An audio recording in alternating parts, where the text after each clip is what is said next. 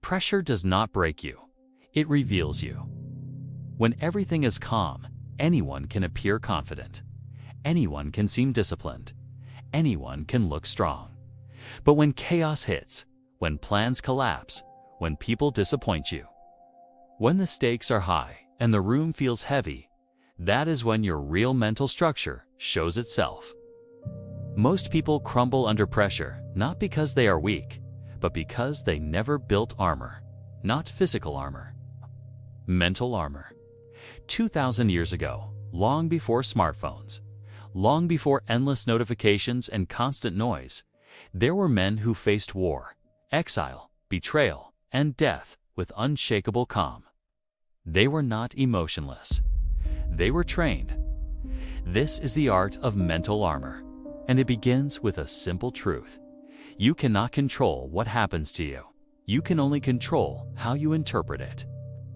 The Stoics understood something modern society keeps forgetting. The event is neutral. Your judgment gives it weight. Imagine this. You send an important message. Hours pass. No reply. Your mind starts racing. Did I say something wrong? Are they ignoring me? Is this bad? The event is simple. No response yet, but your interpretation creates anxiety. Now imagine a different response. No reply yet. They might be busy. I will focus on what I can control. Same event, different interpretation, different emotional outcome. That is the first layer of mental armor. Marcus Aurelius, a Roman emperor who ruled during war and plague, wrote in his private journal something powerful. He reminded himself daily that he would meet rude, ungrateful, arrogant, and dishonest people, not to become cynical, but to prepare. This practice is called negative visualization. It sounds dark. It is not. Instead of hoping everything goes perfectly, you imagine obstacles in advance. You imagine delays. You imagine criticism. You imagine failure. Why? Because shock amplifies suffering. Expectation softens it. If you walk into a difficult meeting expecting everyone to agree with you, one objection feels like a personal attack. If you walk in prepared for disagreement, criticism becomes data. Negative visualization does not make you pessimistic. It makes you steady. Think about a boxer stepping into the ring. He does not expect to avoid every punch. He expects to be hit. So when it happens, he does not panic. He adjusts. Life hits the same way. If you expect comfort, pressure feels unfair. If you expect difficulty, pressure feels normal. That shift alone changes everything. The second practice is memento mori. Remember, you will die. It sounds intense, but it is grounding. When you remember your time is limited, trivial stress shrinks. That awkward comment, that minor embarrassment, that small delay. In the grand timeline of your existence, it is nothing. Seneca, another Stoic philosopher, advised people to rehearse loss in their minds, not to become depressed, but to appreciate what they have and reduce fear. If you imagine losing something, you start valuing it more deeply. And when challenges appear, you stop acting like the world owes you permanence. Memento mori builds perspective. Pressure often feels overwhelming because we exaggerate its importance. We act as if one mistake defines our entire life. But zoom out. In 5 years, will this matter? In 10. If not, why give it the power to destroy your peace today? Mental armor requires perspective. The third practice is voluntary discomfort. This one separates theory from strength. The Stoics would deliberately expose themselves to mild discomfort.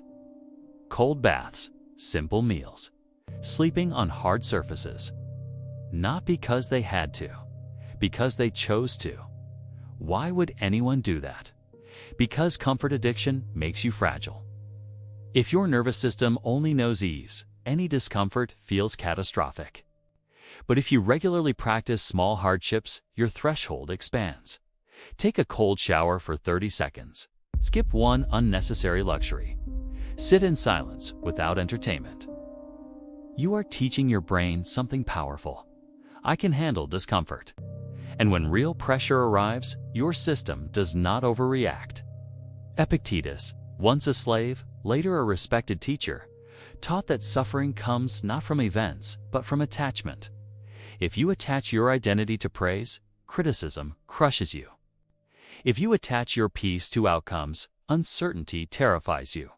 Detachment does not mean indifference. It means internal stability. You care about doing your best. You do not tie your worth to the result. Imagine presenting in front of a room. Instead of thinking, I must impress them, shift to, I will deliver my message clearly. Their reaction is not fully in my control. This subtle shift reduces pressure instantly. Mental armor is built by focusing on what you can control and releasing what you cannot. Control your effort, control your preparation, control your attitude, release other people's opinions, release external chaos, release outcomes. There is another layer most people ignore: internal dialogue. When pressure rises, your mind starts speaking, usually not kindly. What if I fail? What if they judge me? I am not ready. Stoic training involves observing thoughts without automatically believing them. You are not your first reaction. You are your chosen response. When anxiety appears, instead of saying, I am anxious, say, I notice anxiety. That small linguistic shift creates distance. Distance creates choice. Choice creates composure. History is filled with individuals who embodied this armor. Marcus Aurelius led armies while writing reminders to himself about patience and humility. Seneca faced political persecution and still emphasized calm reasoning. Even in modern times, elite performers use similar principles. They visualize worst-case scenarios. They rehearse under stress. They detach from outcomes and focus on execution. Calm is rarely natural.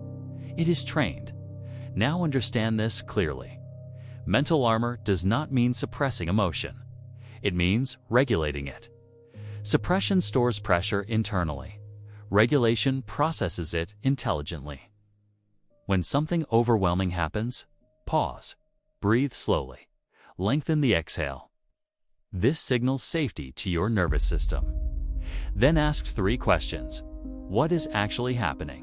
What part of this is under my control? What is the most rational next step? Not the dramatic step, the rational one. Pressure tries to push you into impulsive reaction.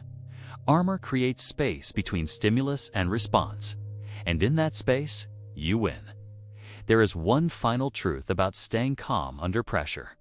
Most fear is future-based. You are not stressed about what is happening now. You are stressed about what might happen next. Stoic practice brings you back to the present moment. Right now, can you breathe? Right now, can you take one action? Right now, are you safe enough to think clearly? If the answer is yes, then you do not need panic. You need focus. Mental armor is not built in crisis. It is built in daily practice. Visualize difficulty before it comes. Remember, your time is limited. Choose small discomfort regularly. Detach from what you cannot control. Observe your thoughts without obeying them. Breathe before reacting. Over time, something shifts. Chaos no longer shocks you. Criticism no longer destabilizes you. Uncertainty no longer paralyzes you. You begin to move through pressure with steadiness. Not because life became easier, but because you became stronger internally. Pressure will always exist. Deadlines, conflict, loss, competition, uncertainty. The question is not how to remove pressure. The question is how to remain calm within it. Mental armor does not make you cold. It makes you clear. It does not remove emotion. It prevents emotion from controlling you.